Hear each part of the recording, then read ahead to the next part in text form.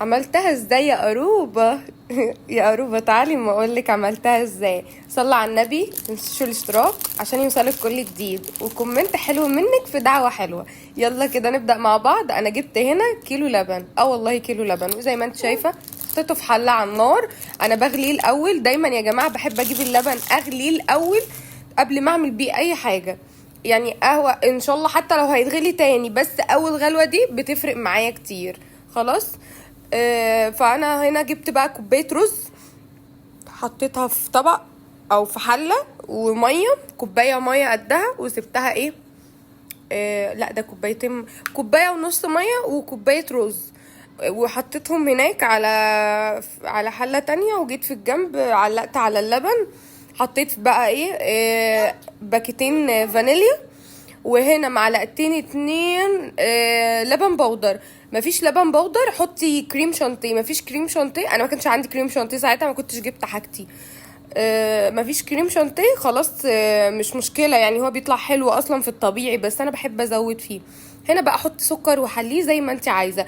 انا بحبش السكر يبقى كتير قوي، فانا هنا عماله احط وادوق بحيث ان انا ما اخليهوش معسل خالص.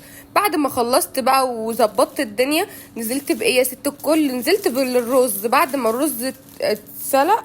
ما اعرفش انتوا بتسموه ايه. المهم استوى كده، بس ايه، مش زي ما احنا بناكله، لا اكنك بتعمليه لطفل صغير. خلاص. جبت طبق فاضي، حطيت فيه 3 معالق نشا كبار، وحطيت نص كوبايه ميه صغيره، او ربع، او زي ما انت شايفه كده نص كوبايه ميه. المهم ايه، قعدت اقلب قلب قلب قلب قلب قلب قلب. ايوه هو ده. صلى على النبي. حبايب قلبي والله بجد بفرح قوي وبنبسط قوي لما بتتفرجوا عليا.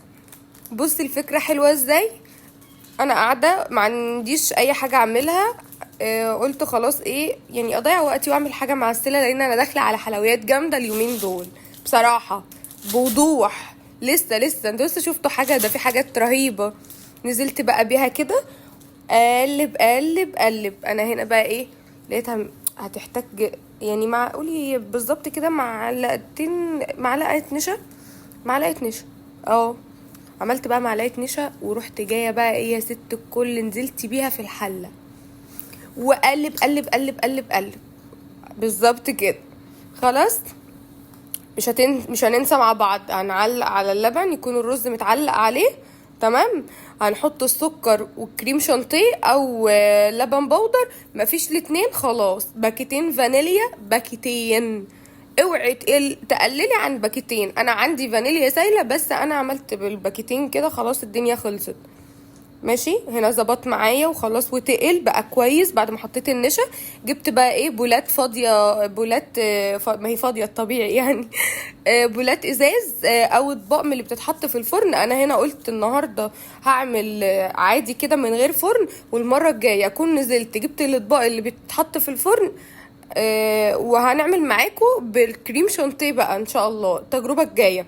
وهيبقى في حاجات كده تاتشات هنعملها مختلفة عن المرة دي، كل مرة بتختلف عن اللي قبلها، وان شاء الله ان شاء الله بأمر الله هيبقى احسن، كل مرة احسن من اللي قبلها. انا هنا بقى ايه، كان عندي بقى البولات اللي هي بتاعت الايس كريم دي. انا بعمل فيها ايس كريم، وبعمل فيها كل حاجة. اللي هو مثلا الكنافة بجيبها حمرها، بعمل طبق الكنافة، طبق الكريمة، طبقة مهلبية.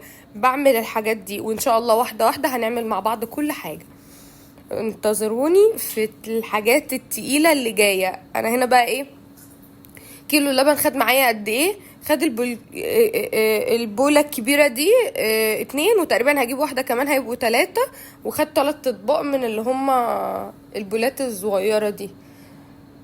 بصراحة طعمه حلو، جميل. يعني في ريحة في ريحة ايه، ريحة. شفت انتي ما بتعملي كريم بالظبط كده.